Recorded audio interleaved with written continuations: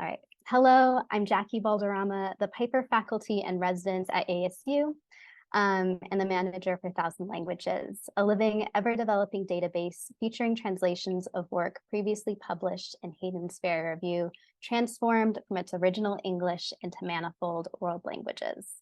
HFR senior editor Susan Nguyen and myself will be sharing relevant information and links in the chat throughout the evening. Chris Hoshnic, a current Thousand Languages intern, will be moderating.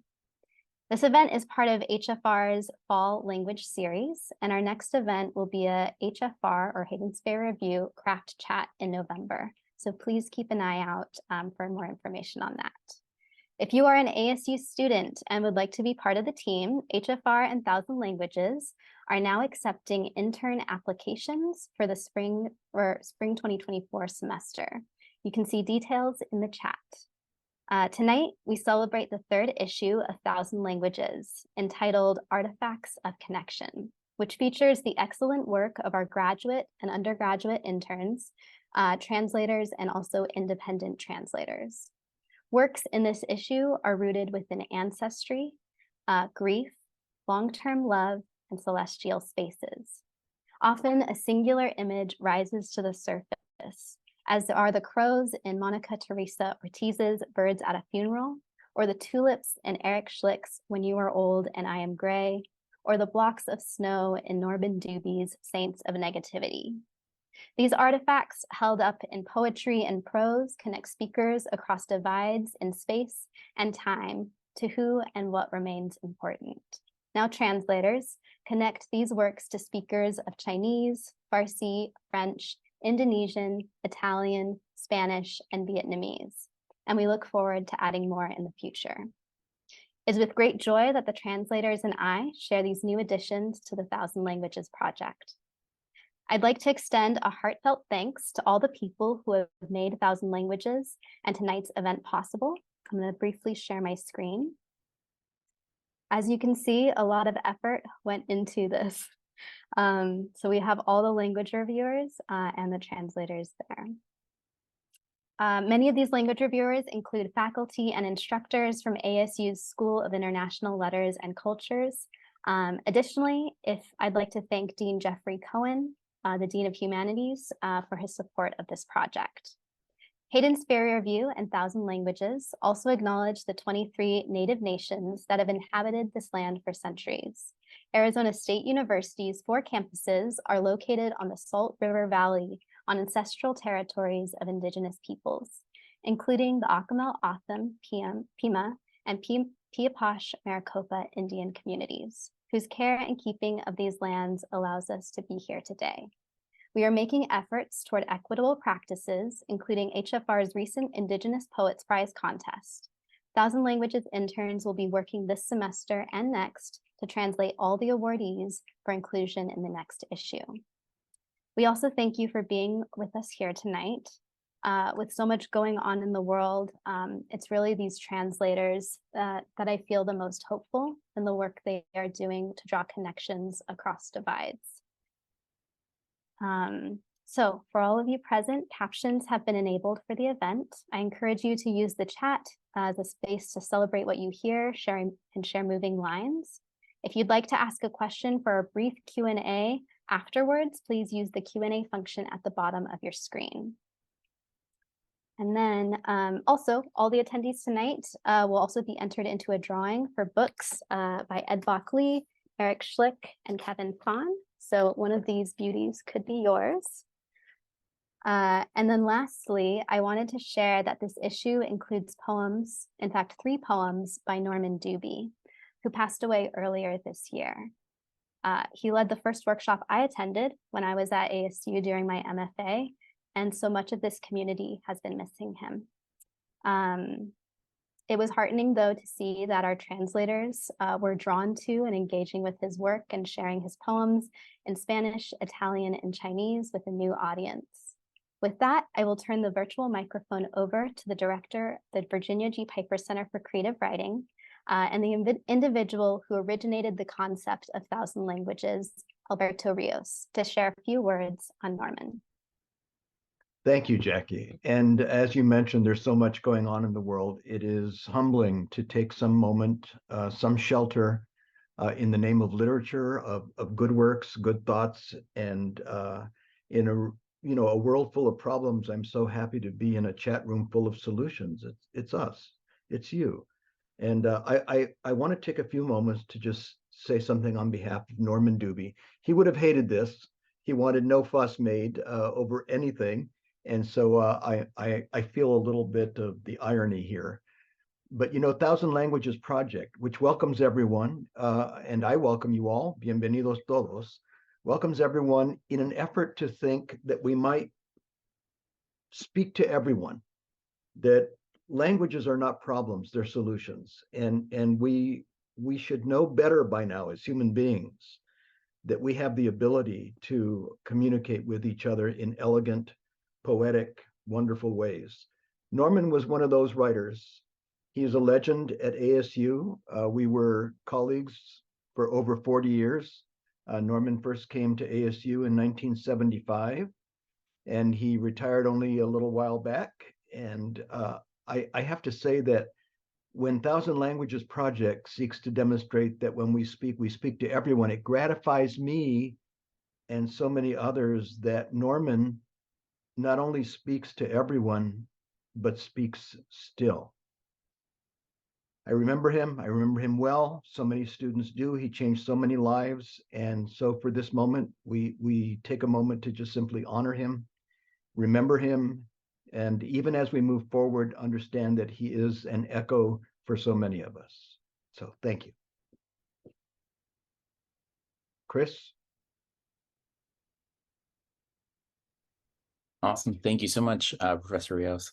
All right. So first, I'd like to introduce Ed Bok Lee, who's the author of 3 books of poetry and prose, Real Karaoke People, World and Mitochondrial Night. Honors include an American Book Award, an Asian American Literary Award, a Minnesota Book Award, and a Penn Open Book Award. As a literary translator and recipient of the 49th Modern Korean Literature Translation Grand Prize in Poetry, Lee's contribution has ranged from the prose of science fiction writer Anatoly Kim to Smiling in an Old Photograph, poems by Kim Ki-taek and Heishe Ghaffari by Park Jong-dae, an associate professor in fine arts. He teaches at Metropolitan State University and Minneapolis St. Paul. His poem Water and Love, which appeared in HFR 61 in 2017, was translated into Italian, Spanish, and French. We'll be hearing an Italian translation tonight by Acacia Wastchak, born and raised in Phoenix and a third-generation Sun Devil. Acacia is a senior undergrad student in Barrett, the honors college at ASU, studying international trade with a minor in French. Travel and foreign languages are 2 of her biggest passions, and what has led her to study abroad in Ecuador, it's Italy, and France. Both of her mother and grandmother are writers, so literature and especially poetry have always been a big part of Acacia's life and inspired her own love of writing and language. Acacia is a polyglot and speaks Spanish, Italian, French, and Portuguese, in addition to English, and is currently learning German. As an intern for TLP last semester, she both translated poetry from HFR into Spanish and Italian and French, as well as coordinated and oversaw the Earth Day Translation Challenge in Aix-en Provence, France, at the local universities. I'd like to invite Ed Bok Lee to turn on his microphone, and please join me in welcoming him. Okay, thank you, Chris and Jackie and everyone, Alberto. I'm going to start with the poem that was translated called Water and Love, and I'll dedicate this. I never met Norman Dubie, but I, who was a mentee of Norman Dubie's, was a mentor of mine and spoke very highly of him. So I can just feel the love in the room for our poet ancestors. This is Water and Love, and very briefly, I was thinking about, for whatever reasons, it's not clear to me, what the ideal form of love would not be in meaning, but would feel like. This is Water and Love. How to love like water loves, when it's impossible to even taste all the ghostly sediments each time you take a sip. Impossible to savor the salt in your blood, the light and island shorelines in each living cell, when even the plainest mouthful tastes more of you than you of it. Sweetest of absences that freeze in wave after wave, debris of thought like the dead, the drowned, the vanished, and yet sails your lips on a voyage toward another's, plying all luck and regret. Worship, splash, guzzle, or forget. It clears any difference. Stone washer and mountain dissolver that will outlive us, even the memory of all any eyes touched. Wasp and cactus in a desert, comet through outer space, sleep among all the cloud shepherd's children. A love so perpetually current, it doesn't care that you love without even knowing you love what you couldn't survive 3 days without. How to love like that, wild dream sparkler and inmost virtuoso of every snowflake, wise, ebullient, and generous as the rain, deepest of miracles for a time, borrowing and replenishing, a self overflowing with fate. I'm going to share a couple other poems, kind of on the, well, I don't know what the third and final one will be. The second one is based on, it's called Sunday Listening. It's when, so my daughter is now 7, but when she was 14 months old, she obviously couldn't talk, but she was doing something. She was making all kinds of chirping sounds. We lived by a park, a big park, Powderhorn Park. If any of you know Minneapolis, we lived right across the street. And, you know, there's all kinds of animals and plants. And so her mother, being a beekeeper, she was very familiar with plants and insects. And so she would make all these sounds, and she slowly began to lose them. And we know how that happens, right? So it starts with an epigraph here from Nova. Quote, a bee performs a waggle dance when she wants to inform other bees of a nectar source. During the waggle, she dances a figure-8 pattern with a straight walk in between the loops and a sporadic fluttering of her wings, unquote. Again, that's from Nova. All morning, our 14-month-old homages certain songs other animals abandoned long ago to become human. Babbling, coos and clucks in a medley punctuated by 3 long, lustrous sighs. What in our world is she saying? From the leaves above us, birds seek to accompany her, meandering soprano, or is it the reverse?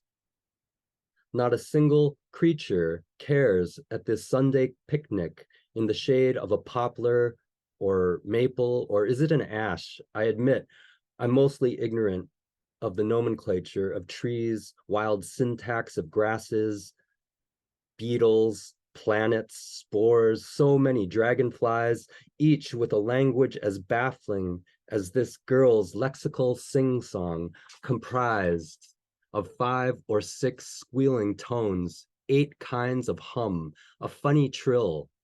Sometimes it's all I can do to lean in, despite the breeze and blossoms, bowing and bursting before me to witness this little heart-shaped mouth so hard at work with both her mother's and father's lips, all 4 grandparents' taste buds, all 8 great-grandparents' glottises in one, and so on, all the way back, beyond any human utterance or civilization's sibilants, plosives or diphthongs, far as that one earliest honeybee's waggling hind shuck and swivel of a belly, so ecstatically determined, despite her hive's buzzing din, to share the source of a newfound nectar on the sleepier side of the wind.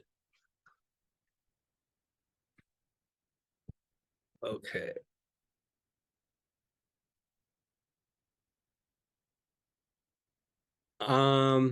I have about 30 seconds, and I just want to thank the organizers and everyone, all the participants, poets, for being here and organizing this. This is such a wonderful thing on so many levels for so many people. It's exponentially giving back, and I am so honored to be part of it. Thank you.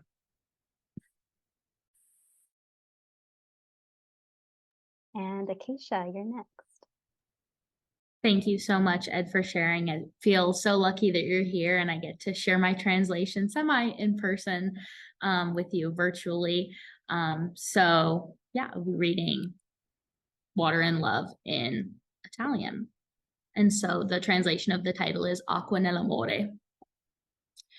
Come amare, come amo all'acqua, quando è impossibile persino assaggiare tutti I sedimenti spettrali ogni volta che bevi un sorso.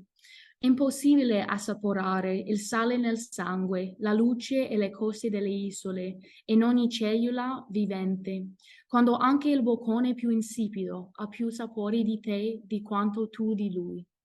La più dolce delle assenze, che libera onda dopo onda e detrito del pensiero come I morti, li annegati, li svaniti, eppure naviga le tue labbra, in un viaggio verso quelle d'un altro, solcando tutta la fortuna ed il rimpianto.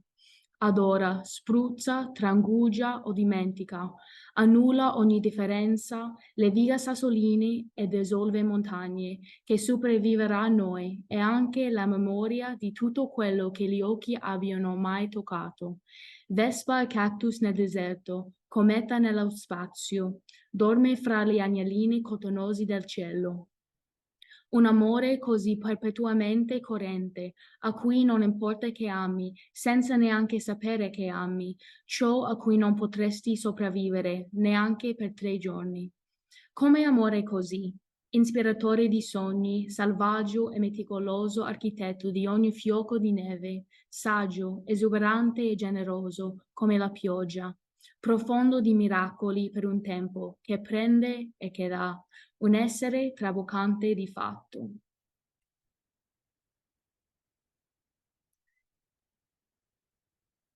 My camera went off on that.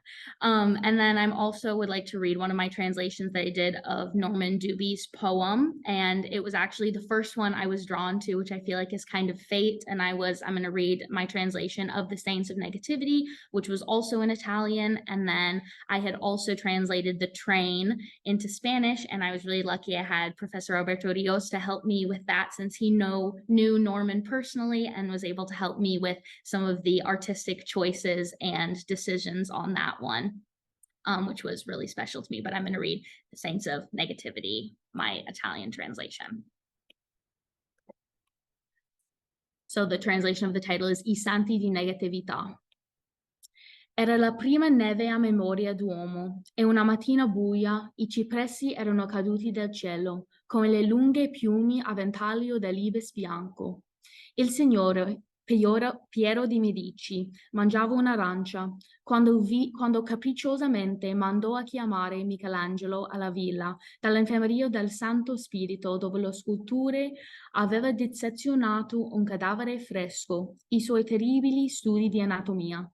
Un gigantesco blocco di neve era sotto l'ombra di pelli ed il giovane Michelangelo doveva scolpire una vergine con bambino.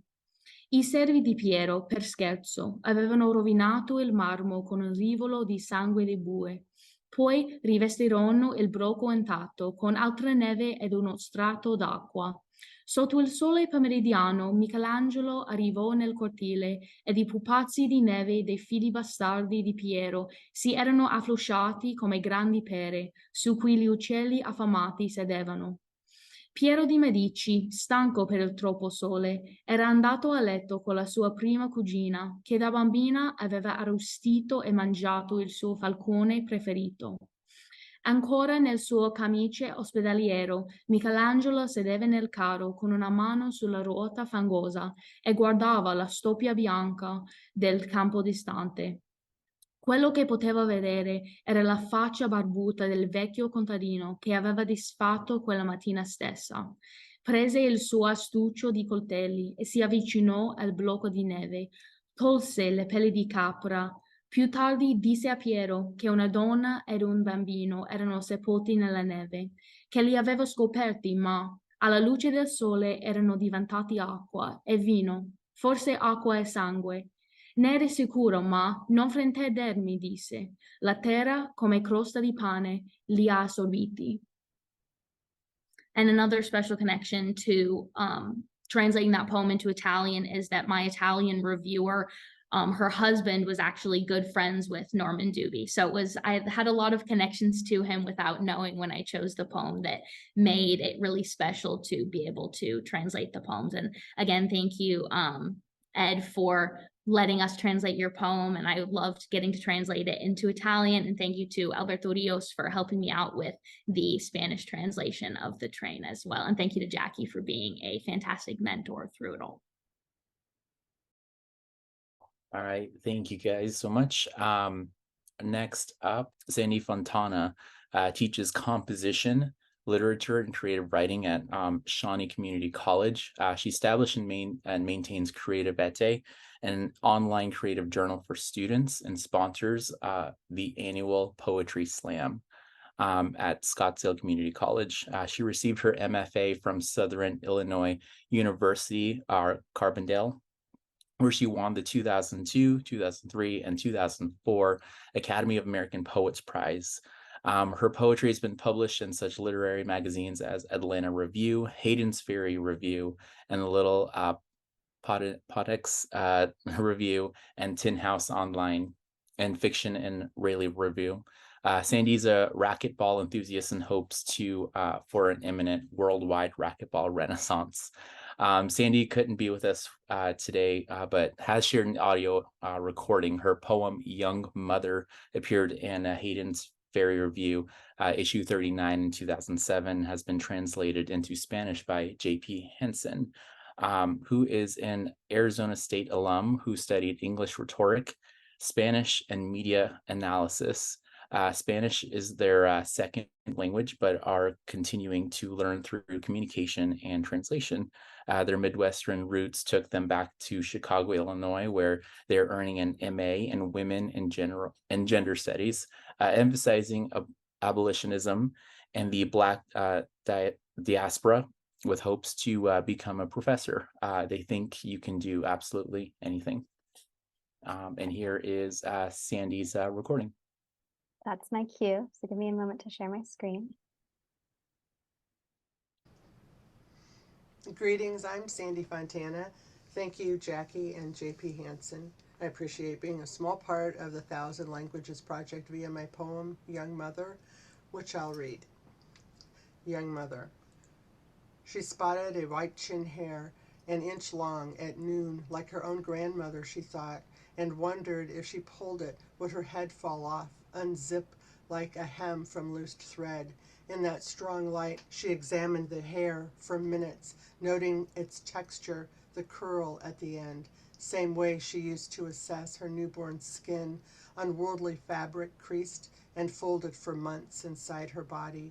She began to identify baby with white chin hair. Pull the hair, kill the child. A metonymy, these things she grows like field flowers, like milkweed or mulberry silk. The infant breathing, the mother scrying.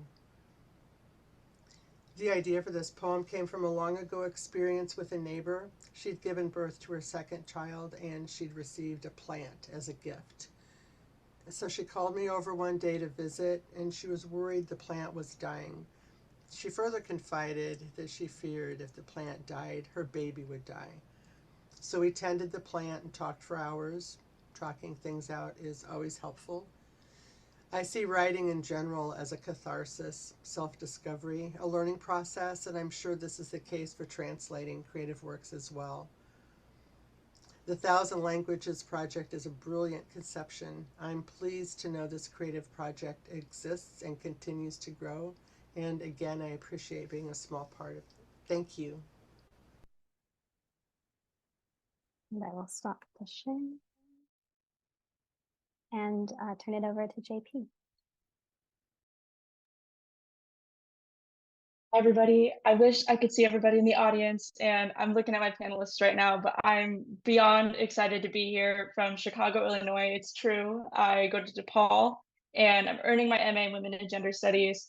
And to talk a little bit about my Spanish roots, my Spanish almost upbringing, I would say, is I started studying it in junior high, about 6th grade, went right into high school, and kind of like walked into my first year of college, and I was like, I don't know. I really questioned it. And I think that coming to ASU as a transfer student from Illinois, so I kind of came back home, but coming to Arizona State, I thought, let's try it again. And I had taken AP Spanish and didn't do as well in it. And I just wondered, like, maybe there was just my teachers or my classmates or something about it. So I tried it again at Arizona State and immediately fell in love with it and just kept growing in it so much so I wanted a minor in it, and graduated in May with my BA in English rhetoric and had a minor in Spanish in my other hand. And I thought that this was something that I really felt as if I accomplished something very great in my life, and I'm going to keep it with me, and I love it. I'm excited, and being presented with the opportunity to translate for Thousand Languages for HFR and diving into and delving really deeply headfirst into creative writing. It's amazing. I love it. I love the creativity of it all. And when I was studying in Spanish classes, I really only felt as though I was learning about the language and culture, but I didn't often read poems and short stories. And I just felt as though it was very textbook. And being immersed in things like this and having the opportunity, I learned so much at such a quick rate, and I loved it. And it was something that I'm like getting rosy in the cheeks thinking about it, and I can't express my gratitude more.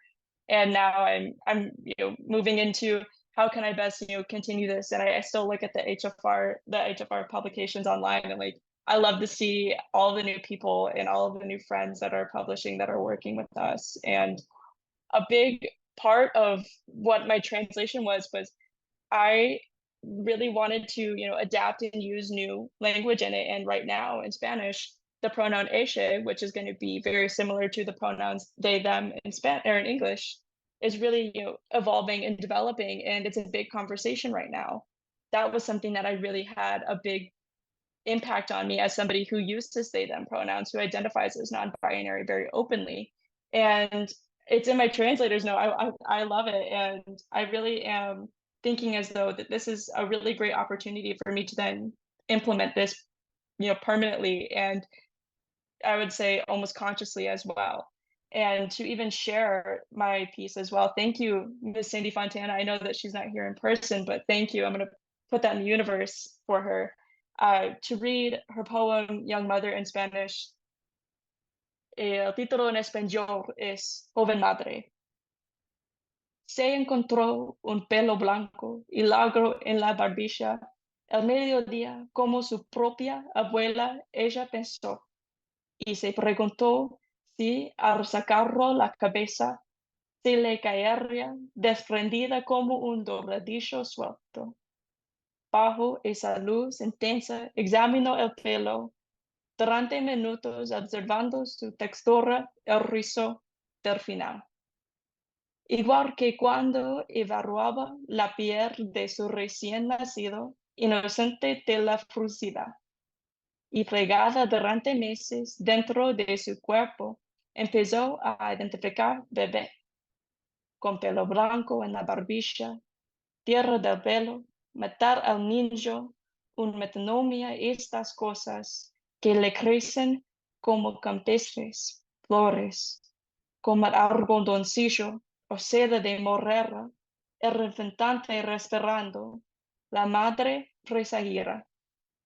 And thank you. I love that I had the opportunity to do this and being even in direct contact with Miss Sandy Fontana. That was amazing to have that opportunity. I felt as though there was a really great connection with it, and to work very closely with as many of my professors as I did with Profesora Laura de Cochea and Profesora Belén Augustina Sanchez. Those are I have great gratitude. I'm still expressing gratitude from across the country, from across time zones, from across mountain ranges. And I really think that there is a really great deal of questioning and thinking of what does this mean? And is this right? Is this word okay? Is this word where it's at? And I owe a lot of great thanks as well to, oh my gosh, oh, I'm blanking on it. Oh my goodness, I'm so sorry. To all of the online dictionaries that I've used. I don't know why I lost that in my mind. Oh my goodness. All of the online dictionaries that I've used and going through filtering like synonyms and antonyms. And I was just like, oh my goodness, it was almost overwhelming, but we have to do it. We have to, search and research and keep going about it. And a really big resource that I had used as well that Profesora Laura de Cochea had told me to use was Google Images. And that is something that I even use today as somebody who I know I'm earning my MA not quite in Spanish, but I still to this day use the Google Images form of, is this like, if I can't even find a synonym that resonates with me, I think that even using that is extremely helpful. You can see it's a visualization of the actual the physicality of something. And I think that even reminding yourself actively, continuously, this is learning. This is something that we are in control of positive control, of conscious control, that we are learning. And it's okay to make mistakes. It's okay to trip. It's okay to, learn how to tie your shoes again. And this is kind of what this is like. And I'm grateful to have 1,000 Languages as under my belt and as something that I'm very proud to say, and even participating today. I'll keep reiterating, I wish that I could see everybody in the audience, and I'm looking at my panelist friends, and I'm just excited to have another opportunity and to have a really great contact. Thank you all. Thank you so much, JP. Awesome story. All righty, so now moving on to our next presenters. Every year at 1,000 Languages, new translations include additions to past issues. Kevin Phan's poem Belly Button Rinpoche and I from Hayden Ferry's review, issue number 55 in 2014, was included in 1,000 Languages' second issue.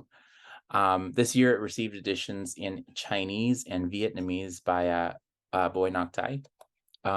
Kevin Phan lives in Rocky Mountains. He attended the University of Iowa for his bachelor's and the University of Michigan for his MFA. His poetry has previously appeared in Best New Poets, Gulf Coast, Fence, the Cincinnati Review, the Georgia Review, and many other fine journals.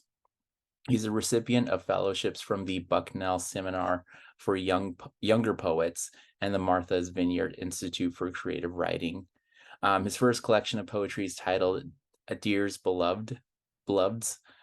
For a living, he works with the earth. And Boi Ngoc Thai is an undergrad student here at Arizona State University. She's pursuing a bachelor's degree in journalism and mass communication at the Walter Cronkite School with concentration in PR, and a minor in business at the WP Carey School. Born and raised in Vietnam, she is fluent in Vietnamese, English, Mandarin, and Cantonese. After graduation, she aspires to work in the international public relations field. So I'd like to invite Kevin to turn on his microphone and join me in if you could join me in welcoming him. Okay. Well, yeah, thank you for having me. It's really wonderful to be here. I almost never give poetry readings. I pretty much always turn them down. But then I researched this project online and it seemed so freaking rad that I was like, all right, I'm going to come out of my shell and I'm going to do it. I'm going to read a poem. So I'm going to read a couple of poems. The first one is from my book, and then the second poem is the one that's been translated for this project.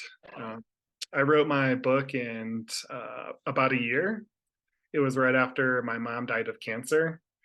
And it was really just like my attempt to sort of write through and into the experience. And there's something called metta bhavana meditations in Buddhism, which is basically just like expanding your heart and your mind out over and over again as you experience difficult things in order to include and continuously include the world in your experience, which is what I need to do to try and get through grief. All right, so I'm going to read the poem. Among artists frozen into snowbanks, among riot shields and drone strikes, number 3 main ballast tanks, hands up, don't shoot, blue moon hydrangea, tear jerkers and riffraff, a whale of a car crash, Aleppo in ruins, another new crime spree, sidewalk vomit, pizza chef migraines, the feathers that feed us, kindness forgiving one day for the next. Let's dance in the river before we go home. Then wait. Wait for ghosts to be rinsed clean in the light, for the Discovery Channel to reveal, for savior figures big as bouncers, for forensics to be shipped back from the lab, for shotgun fire to dissolve into flowers mid-flight. Another colored body growing colder. One headline adds to, complicates, hides, reveals, replaces another. Grief translated into anger. Something always on fire. Vacant fire extinguisher. Beneath bridges, in libraries, under stairwells, frost-burnt transients, slipping needles. Say yes. Yes, hours brighten into months. Let fish swim through hoops of light. Cocaine energize our spectrums. Bright, rapid blood race to the moon. Let aspens shiver their hell yes. Let the river answer. First and foremost, let her answer. An ear of listening to the earth. Can you hear them? Listen on. Can you hear them? They're saying, they snapshot my terror before emptying their guns, saying, I reached out completely to every hurting heart, and my heart also hurt, saying, we cut ourselves on sharp and rough.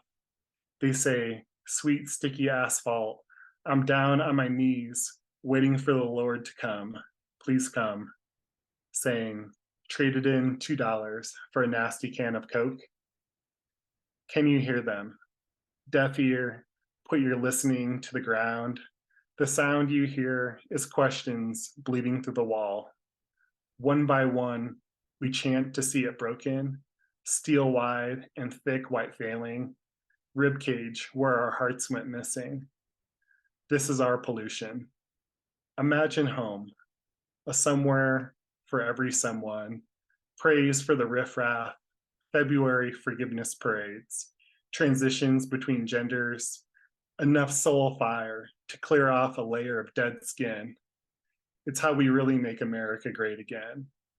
Even the man walking down the street, blasted on discount vodka, longs to be home. Listen, he's singing this time of apples and blankets, moonshine and hickeys, this deadbeat eyesore.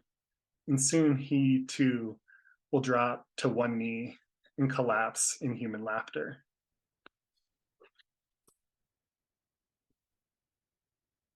Okay, and then I'm going to go ahead and read the poem that was translated 3 times. Thank you to the translators, especially Boi, because I love the Vietnamese language, even though I can't speak it, and I love Vietnamese people, and I love Vietnamese food. It's all really great. Okay, it's called Belly Button Rinpoche and I joined a bunch of Buddhists in Northern California and worked 80 hours a week doing construction on really gorgeous temples, and I was there for almost a year. And I would have Q&As with the Rinpoche there. He's the spiritual leader, and they sort of went like this. So this is him speaking first. How do you celebrate the morning? I tape dandelions onto my red plastic hard hat, chant Navajo teachings. Each day our sun is new, new wheel spokes of light, new rooms of torch dash. Do meadows flow within your heart? Hognose skunks, broad-winged katydids, rainbow chanterelles, brown-headed cowbirds, crocus bulbs, blue dart frogs, black flowers. Truly? Try as you might, you cannot make me feel embarrassment at what I find beautiful. What have you lost in a lifetime? Cassette tapes, furniture, 2 pairs of grandparents, 1 childhood, some punchlines, fistfights, key rings, afternoon migraines, neckties, my mala bead necklace. Are you an heir to the lineage of wanting? Each of us are blown over in these winds. Is this why you get angry at flowers? Once I punched a hornet's nest at the botanical gardens. Under my skin, a sting bruise swelled. Beautiful, I thought, an uncanny, beautiful moment. Are honest words better than a red face? Okay, but doesn't anger make the colors richer? Sometimes I clinch and burn, scheme to freak out and punch the light out of a bully. Is this how you empty your balloon? No, I sing one ditty or another. Today, I unloaded sexual healing into the shower head, my throttle stuck in the howling position. So what of all of your singing? It's my meditation. I sing out, loudly humming when no one's around. Does this unlock oceans within you? 5 oceans are drunk on the tip of each hair. Thank you, Kevin. Awesome. And next up, we have Boi doing the translation. Hello, everyone. Thank you so much for being here today. Although I wish that I can see all of the participants attending here, but I really appreciate you guys being here with us and with our amazing panelists. And thank you, Kevin Phan, so much for sharing this poem again. I feel really touched by it because I translated it. So I feel like I kind of have got into the shoes of your thoughts somehow and kind of like learn about it a little bit more. So I will introduce myself again. So my name is Boi and I'm grateful to be here tonight with all of you. I'm humble, honored, and grateful to be a small part of the Thousand Language Project. So for this project, I chose to translate poems from English into both Chinese and Vietnamese. So I selected Phan's poem, Belly Button Rinpoche and I, and also I'll Bay in Which I Linger by Patricia Huminick. These are the 2 poems that I feel like capture the contemplative moments and self-introspection, and I really resonate with that. So working on this project, I realized that we, as translators, have the privilege over writers and poets in the terms that we don't have to start the task completely from scratch. Like we are already handed the gift of an existing creations and a woven tapestry of words in a foreign tongue. So our task is to unravel the threads delicately and interlace them into new fabrics. Through my translation, I got an opportunity to got into the author's shoes, traverse the terrains of their thoughts, emotions, and artistic expression. From there, I strive to maintain the essence of their work while giving it new life, other language. So in Chinese, we have the term for translation, which is Phan. Chinese scholars have compared the act of translating to the act of flipping over an embroidered piece of silk. The back side is not the same as the front side, and yet it remains the same thing. So my own translation will echo this metaphor, and through Phan, I have learned to embrace all the gems that my task entails. There were also moments of joy in cross-translating between Chinese and Vietnamese in exploring linguistic artifacts embedded within those two cultures. I believe that as a translator, I have the responsibility to faithfully convey the beautiful poem that Kevin and Patricia wrote. So in translating, I feel grateful, honored, and humbled to join them in their inner voyage. In translating, I hope to welcome more readers to also join them on their path of contemplation, explorations. In translating, I learned that we all have a shared humanity. So from the bottom of my heart, I would also want to express my gratitude to the guidance and suggestions from all of my reviewers for both language. So Yi Huihua and Dr. Joanne Chao Lao Shu for my Chinese translation, and Professor An Nguyen and Yin Nguyen for my Vietnamese translations. I also want to thank you to Dr. Jackie for your continued support during my translation process, and also thank you to Dr. Alberto Ríos for creating this beautiful 1,000 language project. So Chris, I wonder if I still have time to read some excerpt of my translation. Okay, cool. So given the opportunity, I would like to share an excerpt of my Vietnamese and Chinese translations of Kevin Phan, Billy Button, Rinpoche, and I.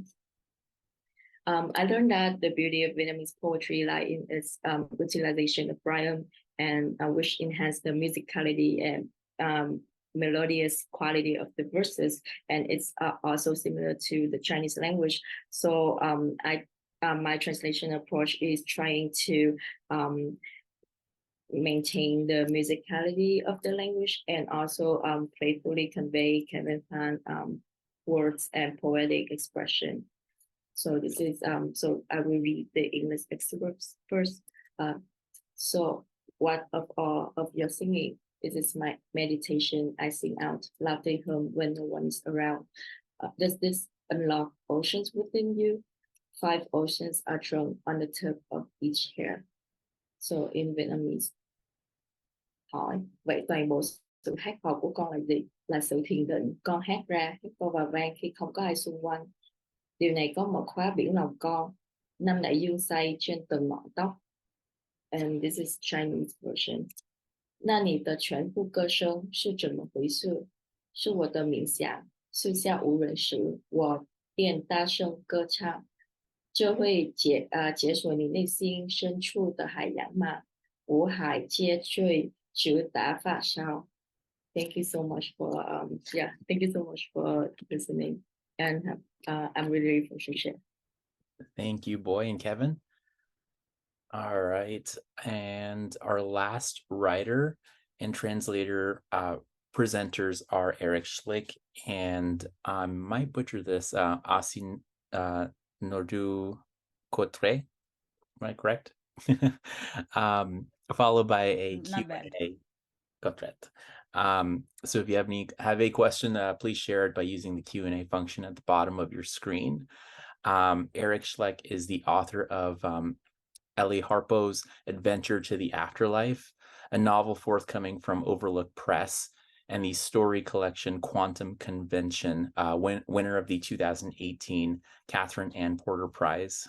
His stories have appeared in American Short Fiction, Gulf Coast, and Electric Literature, among other journals, and he lives in Memphis, Tennessee, where he is an assistant professor at the University of Memphis. His prose piece, When You Are Old and I Am Gray, appeared in Hayden Ferry's Reviews issue 59 in 2016 and has been translated into Spanish, French, Indonesian, Chinese, and into a music rendition.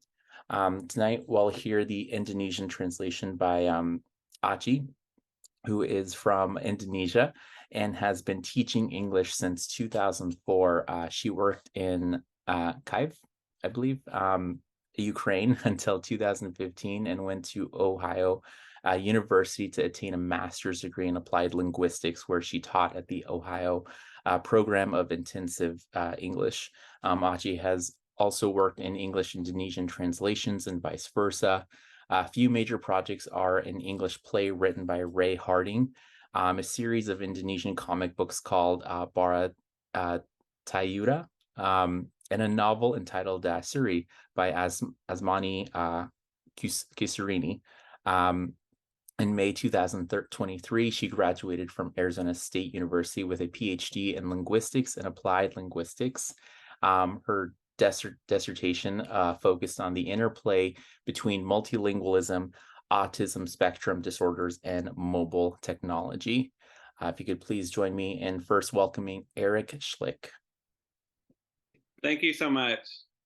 It's an honor to be here and be a part of this project. It's been very, very cool seeing my piece translated to multiple languages and into a song, which is really cool to listen to.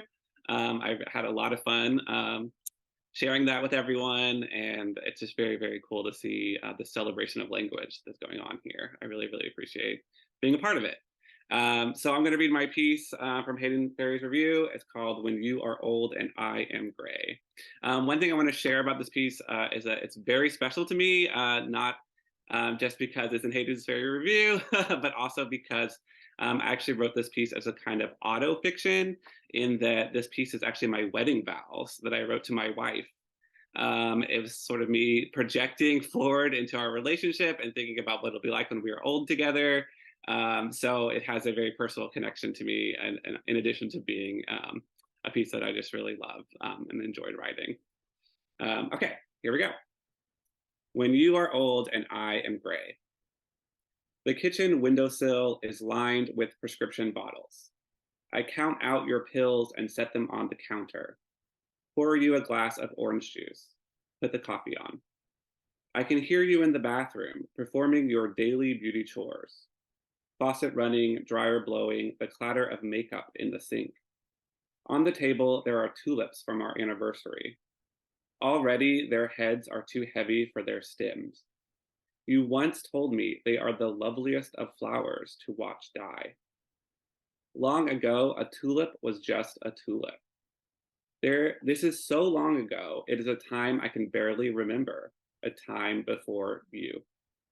Before your love for this flower spilled over into my life. This is how something simple, something in this world, something that just is, takes on meaning. I know many facts about tulips, but I will not recite them now. I can feel them elbowing each other, grasping for purchase in my head, competition for a metaphor. But really all that matters is you love this flower and I love you. Always I thought I'd keep books for company. While this is still true, they cover our mantle, they clutter our bedroom, they fill the walls, our books. It became somehow a lesser truth, and I'm happy for it. You are making your way down the hall now. I can hear you. You will make a fuss about taking the pills, as you do every morning. You will shake your head in that way when you drink the juice, and you will sit at the table where I will be drinking my coffee, eating my banana, reading my book. If there were a signature pose, a moment I'm most myself, it is this one. Reading but not reading, anticipating your entrance into the room, looking up from the page too soon. It is not so much that we have spent our lives in this way. Our time together cannot be weighed in the currency of bananas or books or even tulips. But that after all these years, it still brings me pleasure, your comment upon entering the kitchen, on how lovely they look, there on the table, dying over the lip of the vase, the tulips, their sloping grace. Okay, I also want to share the opening of my new novel that is coming out in January. I don't have much time, so I'm just going to read you just a little snippet because I'm reading from the very opening of the book. Again, the book is called Eli Harpo's Adventure to the Afterlife. Since I'm reading from the very opening, you don't have to have much preface. So we'll just dive in. This is from the prologue, and the prologue is called Heaven Hoax. Bible World, 15 miles. We passed the first in a series of signs counting down to the park's Orlando exit. It's faded, easy to miss among the larger, glossier billboards advertising Disney and Universal Studios. But I recognize it instantly, purple with the signature lion and lamb. I'm already regretting this. Will, driving, reaches over and takes my hand. He glances in the rearview mirror. Hey, Oliver, see that sign? It says Bible World. We're almost there. Our 3-year-old cheers in his car seat. Bible World! And then Disney tomorrow. I say, don't forget Disney. Because Disney's the deal we made. Disney's my reward. The secular dreamland after the Christian nightmare of my youth. Who can forget Disney? Will winks. Will comes from a Disney family. They bought into the whole magical caboodle. Cinderella's castle, spinning teacups, flying elephants. I've seen photos of him with his sisters lined up on Main Street, USA, wearing those mouse-eared hats with their names fancy stitched in the back, eating Mickey-shaped ice cream in front of a giant golf ball. That's not a golf ball, it's Epcot's spaceship Earth, a geodesic sphere. He owns a small red autograph book signed by Snow White, Chip and Dale, Pooh. These were not the characters of my childhood. That place in my imagination was reserved for biblical figures: Noah, Moses, Jonah, Adam and Eve and the serpent, Daniel and the lion's den, the myths we've chosen not to pass down to Oliver. Prophets replaced by princesses, a new generation of mouse-eared memory making. Okay, I'll stop there. Thanks again for having me. This has been so great. Thanks to the translators. Thank you to Jackie. I've enjoyed this a lot. Thank you so much. And we will welcome Achi. Thank you so much. Thank you for this opportunity. I'll just share a little bit about myself, but I apologize if it's repetitive because I said something similar in the last event. But I'll keep saying the same things because I believe it wholeheartedly. So I'm technically a linguist, but in my heart, I'm a poet, even though I'm a very amateur poet. I used to write poems to practice English growing up in Indonesia, but it became something that truly helped me to go through difficult times and make sense of my emotions.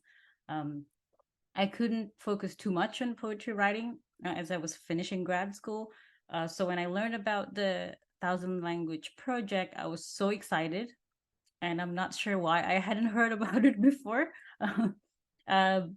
And I truly have enjoyed being involved in this project, knowing them a part of such a wonderful effort, a multilingual effort to share beautiful words and ideas to a wider audience, especially Indonesians. So in a way, this project combines my love of poetry and my passion for linguistics. So last year, I had the pleasure of translating When You Are Old and I Am Gray. And thank you so much for Eric Schlich for making this beautiful piece. I absolutely love it. And I was drawn to this piece immediately because for me, it celebrates the small things in life that we so often take for granted. But these small things often become significant parts of our lives and the memory we carry. So during the translation process, one strategy that really helped me was visualization. I wanted to capture the weight, the purpose of each sentence. So with every part, I tried to visualize the characters and their spatial context as much as I can. The tulips in the vase, the prescription bottles, the movements of the characters. So in a way, I tried to envision a short movie in my head. But I did experience a challenge, which is self-doubt. And I think every translators probably experience this. I wonder if my translation does justice to the original piece. Is it good enough? There are just countless ways to translate these ideas. So I use my personal immersion through the visualizations of the scenes, and I decided to just trust my instincts. But most importantly, I also relied to the support of the reviewers. One of them is here today listening. Very happy that she's here. Especially their input in helping me filling in the gaps that I may have missed. And surprisingly, or rather unsurprisingly, translating this piece gave me a homely feeling. It felt as if I was creating a new piece with the guidance of the author and the reviewers. I will now read the translated piece, and then I'll give my last remark afterward.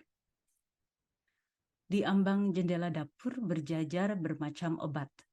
Satu demi satu pilmu kuhitung dan kuletakkan di meja. Kutuang untukmu segelas air jeruk, kusudahkan kopi. Aku bisa mendengarmu di kamar mandi, melakukan ritual bersolek harianmu. Terdengar air keran mengalir, pengering rambut berhembus, peralatan berhiasku bergemelincing di wastafel. Ada serangkai bunga tulip di meja, sisa perayaan hari jadi kita. Kuncupnya sudah tampak lebih berat dari tangkainya. Kau pernah mengatakan, bunga tulip itu terlihat paling indah ketika mulai melayu. Dahulu, setangkai tulip hanyalah setangkai tulip. Dahulu kala di masa yang tak lagi dapat kuingat, masa di mana belum ada dirimu di dalam hidupku. Sebelum cintamu pada sebuah bunga tumpah ruah ke dalam hidupku. Dengan cara ini, sesuatu yang sederhana, sesuatu yang alami, sesuatu yang biasa, menjelma penuh makna. Aku tahu banyak tentang bunga tulip, tapi tak akan kudengengkan semua saat ini. Di benakku terbayangkan cara mereka berdesak-desakan, seolah berlomba mencari perhatian untuk dibeli. Kompetisi yang hanya sebatas metafora.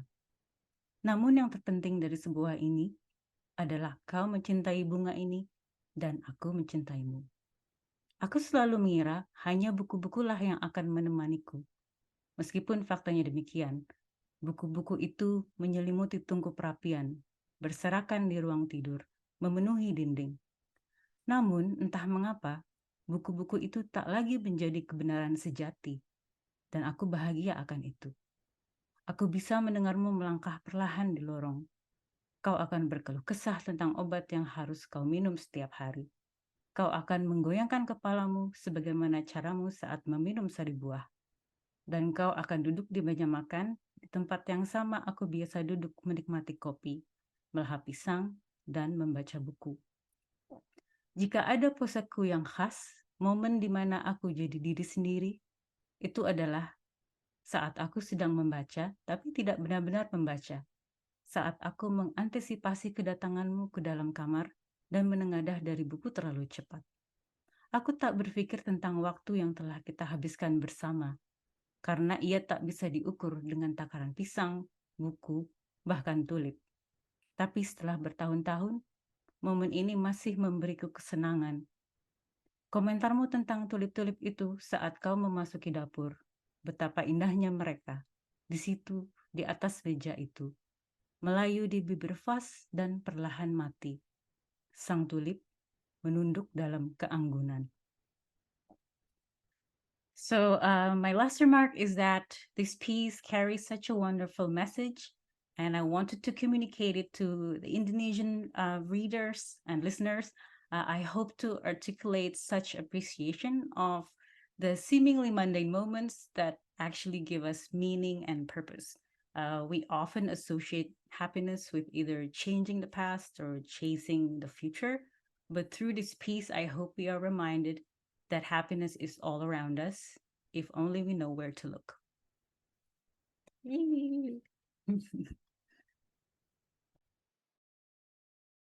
Thank you so much. I love it. Chris and I are going to switch places. I'm going to take over for the Q&A. I pass the baton. We're running a marathon. I love it. And I just want to say thank you to everyone for sharing, all the translators, all of our authors, our poets, and Dr. Balderrama. We have Dr. Alberto Ríos. Thank you both for being here. Thank you for organizing. We're part of the Hayden's Ferry Review family. We're part of the TLP family. We're here. And we're going to enter into a gallery view so we can see all of our panelists. And please, audience, ask us questions, ask our professors questions, ask our directors questions, and I invite any of the panelists who might have questions as well. Ask them. Professor Ríos, do you have a question? You can unmute too. Yes, yeah, JP, I'd love to hear you talk a little bit more about your work in translating gender and what word you used and how it's being used in Spanish. And then secondarily, for the other translators, is this also an issue in other languages right now or not? That is a great question. I love answering this question, and I've written about it in my translator's note as well. And I think that as somebody who is non-binary, who uses non-gendered language within the English language, we find Spanish and many other languages translated very gendered, where in Spanish we have feminine words ending in A and masculine words ending in O. And I think that, you know, having that language inclusion of those of non-binary people and of even our two-spirit people as well, we have to, you know, be accounting for them. And there was a time where I was working on these pieces and I thought to myself, I'm like, is this something that I personally want to, you know, I had like a devil and an angel on my shoulder, almost like, is this personally what I want to do as somebody who's making a language statement, or am I going to just translate it and just be as is? And here's this. And I'm very grateful for Laura and for Belen for reassuring me that, you know, what feels right is what is going to be, you know, it's going to be put in there and it's going to fit. And I'm just feeling as though there's not a lot of talk around it right now, and I want to have more of a discussion. And I think that including it even within our creative writing and creative writing atmosphere, that it's, and I thought that, you know, including it in these pieces was going to challenge me and challenge my understanding and challenge my confidence in using it. And I feel I can say confidently that I feel as though that the conversation around it is continuing to grow, and there's a great discourse community with a lot of security. Is this an issue in any of the other languages in the same way that JP is describing? Not in Indonesian, because we have gender neutral pronouns. So okay, it was a little bit easier in that sense. Definitely in French and Italian, as well as Spanish. So obviously I translated into Spanish, as well as Romance languages. It's the masculine, feminine, and trying to, because you have the argument that with the verbs, you don't necessarily need to use, like using Spanish, for example, you don't have to use él or ella, but then for nouns, all the nouns are gendered. And so that makes it really difficult because you can kind of sidestep it with verbs, which is the first thing I thought about when I kind of thought about the issue of gender with the Romance languages. So it's with the nouns, I think, where the greatest challenge is. And I don't know, JP, you have any specific thoughts about that, but that's kind of been my thought process with it. Yeah, that's a great question. I was the same thing. I lost the word noun in my brain. I don't know why. I think I'm just so excited. I think I'm just so excited to be here. And I love that you said that as well, Acacia. I think that is a great, I don't have anything to piggyback off of it. You explained it perfectly. I love it. Yeah, like I would say for Vietnamese and Chinese. So for Chinese, I know that they have this like the third person pronouns for he and she, like are pronounced the same way, ta, but they are written in different way. But I know that like the original writing, like Thai, which is used for people who are like man, identify man, like it's the original word, so it can be used for both genders. So I would say it's they are gender neutral language. And also in Vietnamese too, like it's not the same pronouns, but so we have a gender neutral pronoun for so we don't have that issues.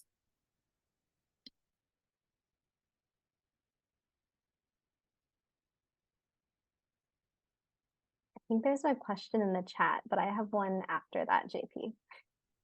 You got it. I love it. I'm thankful for it. These are great questions. And we have a friend that asked a question and said, for the translators, is there one feeling or phrase you related to most strongly in any piece you worked on that you immediately knew the translation for and felt it was a stronger emotional portrayal than the original? Let me know if I need to rephrase or anything like that.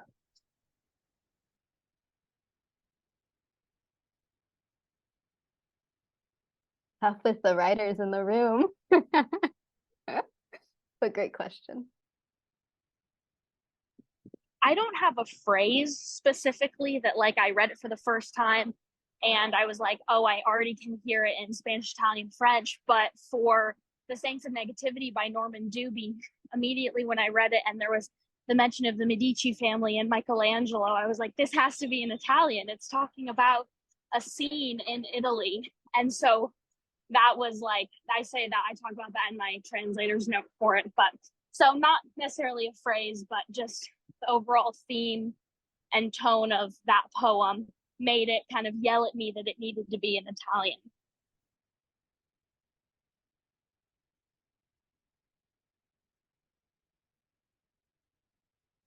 I think maybe for me, even the first sentence of the piece was talking about prescription bottles, and immediately I was like, oh, it just drew me in, and I wanted to know more about what is it about the prescription bottles, and then realized that there was like all these details that make up these small moments in life that sometimes you don't think much about it, but I personally experienced that, having that mundane moments every day with my husband and feeling like these are the moments we will remember forever. So yeah.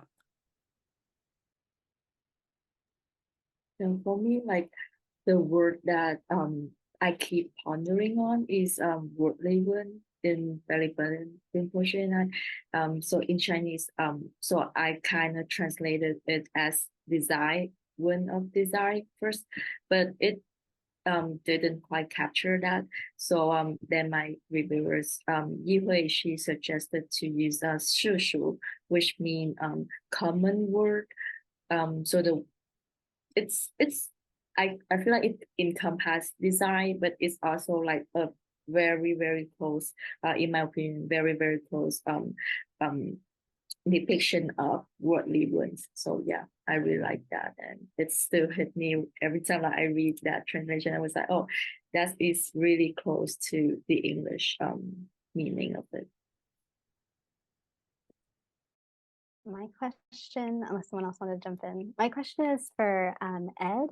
And being a poet and translator, I'd love to hear a little bit about how you found your way to translation, and what is it like to sort of juggle those two hats, both being, a poet and a translator?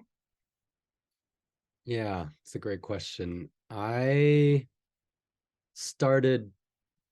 was out of necessity for me because there weren't a lot of Korean poets being translated, North or South Korean poets, or even Korean poets before there was a North and South before Korea was divided. And so I could read the Korean usually, but there were a lot of older, more classical poems that I couldn't read in Korean, and they didn't exist in English. And there were a lot of poems that classical and contemporary that were translated into English very poorly by people who weren't really they weren't scholars, they weren't historians, they just happened to be in Korea teaching English or something, or a missionary in the 40s or 30s, right, passing through, or a missionary's wife. And they were disappointing. And so as I was beginning to write, I was also beginning to translate. I originally translated from Russian to English, and the short version of that is, as an undergraduate, I heard that there are ethnic Koreans, 600,000 at the time, in the former Soviet Union, This was in the 90s. So I got on a train from Moscow. I went to Moscow, I worked in Moscow, and then I took a train to Kazakhstan and went around for 6 months collecting and gathering stories and poems by these Koryo Saram, who are these ethnic Koreans who were shipped or interned in 1937 by Stalin as, you know, threats to national security, along with Jews, Volga Germans, Tatars, other ethnic undesirables, to the middle of nowhere in the stans, Central Asia, Kyrgyzstan, Kazakhstan, Uzbekistan. And there they survived by building sod houses there was no glass. Solzhenitsyn writes about this in the Gulag Archipelago. Just shipped and dropped in the middle of winter to die. And so they survived the winter. They began to create collective farms, and now to this day, those ethnic collective farms are still there. So I got to spend time and I collected that, but I knew they weren't going to be writing only in Korean. And if it were a Korean, it would be an old form of Korean, kind of like English, imagine 100 years ago. And there's a sect of people, let's say, in some mountainous region in North America where they speak like people did 100 years ago. That's that. They were frozen in time, and so is the language. And I had learned contemporary South Korean in college and so on and so forth, and as a child living there. So I translated their literature. Usually I was more interested in the more contemporary, like third generation writers who were writing in Russian about Korean issues, about being in the former Soviet, well, at the time, it was very newly formerly Soviet unionized, or formerly Soviet Union territory.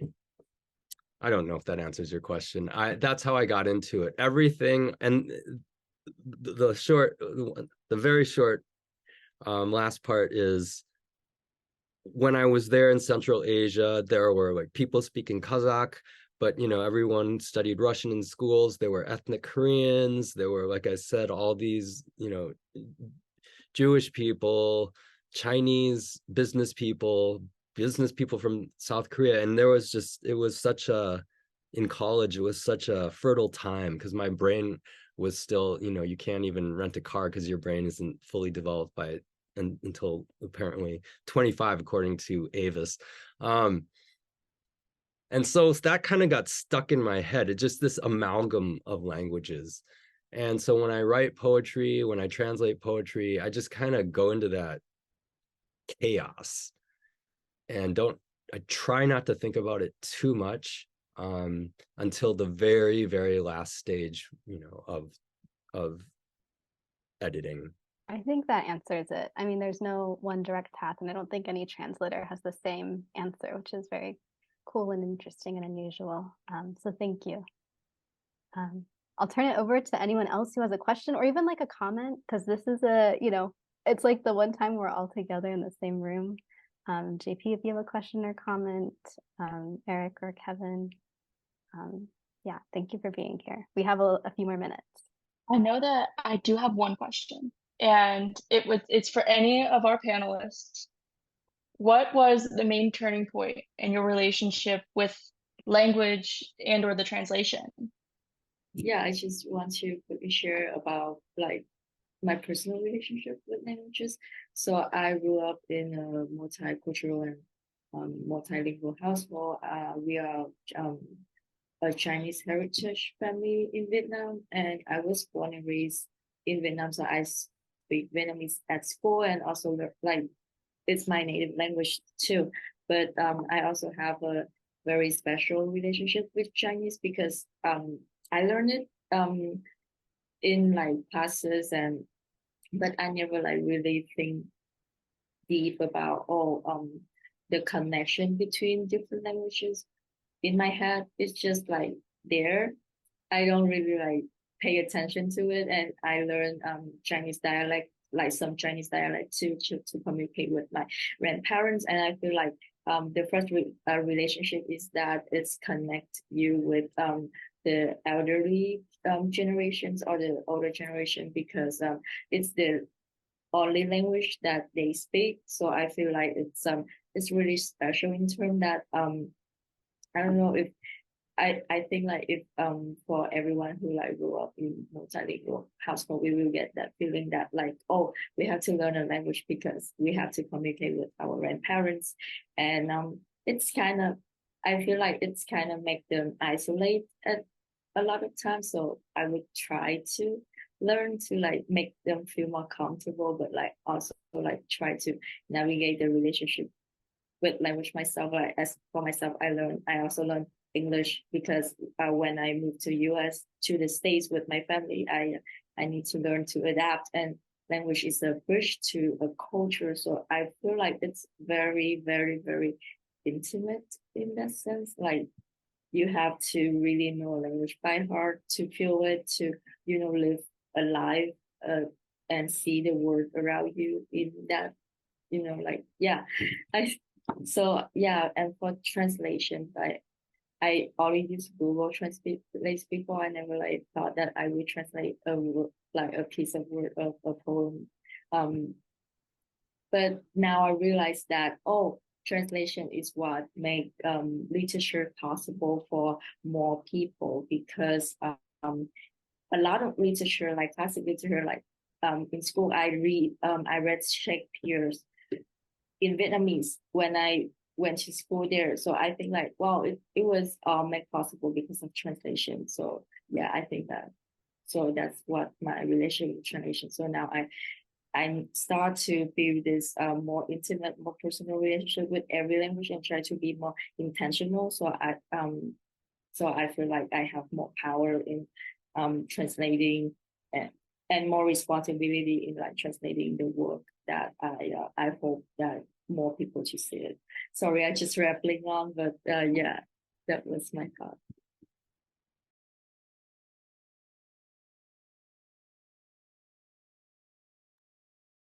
I love it. Thank you, Boi. That is amazing. And I know that Acacia was next in line. Go for it.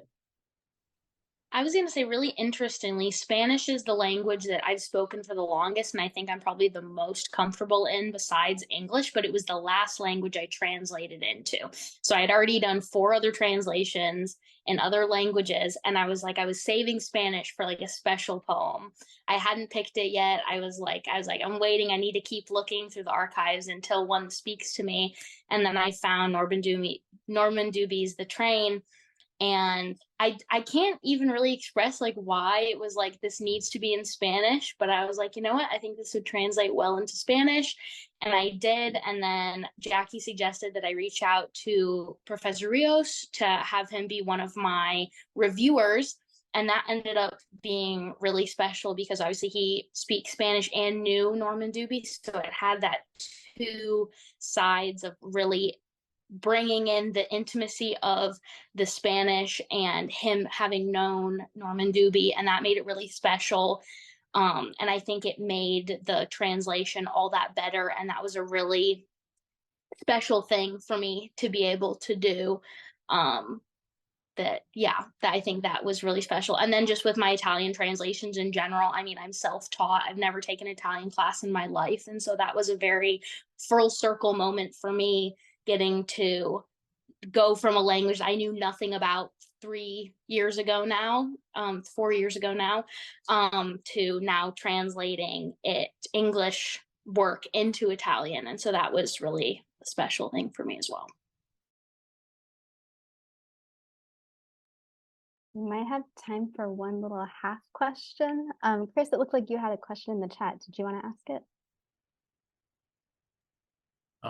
Yeah, definitely. I just wanted to ask if anyone had spoken to speakers of the language they're translating into, native speakers, meaning that language was their first language, and how different it was from someone else, like a reviewer, or who did not have it as their first language. And I will add, Chris is translating into Dene this year. Achi, I think you worked with some native speakers in Indonesian, is that right? or reviewers? Reviewers. Yes, yes. Both my reviewers are native Indonesian. One of them is here. I think she's still here. Oh, she's gone. Okay, never mind. But yeah, it was really nice to have that perspective, because I think every translator would translate things slightly differently. And it was just nice to have two other voices that can confirm my choices or challenge my choices and have me, kind of explain why I would choose this word or that word. And in that way, I kind of reflected on, oh, why did I choose that word? That's actually not very good or something like that. So I feel like it was a very collaborative effort. Yeah, I definitely would love to collaborate with Indonesian reviewers if I do this again. That seems like a really good place to start. JP, if it's okay, I'll read the closing comments. Thank you so much to all our panelists and our moderator, Chris and JP. Thank you for attending and celebrating these wonderful authors and translators tonight. Please check out their books, and I'll be in touch next week with those who receive a book from the drawing. Please check out issue 3 of 1,000 Languages. There's a lot of excellent work in a lot of language. Very, very cool. You will also receive a brief survey to offer feedback on the experience. Thank you in advance for filling it out, and have a great night. Take care, everyone. Thank you so much.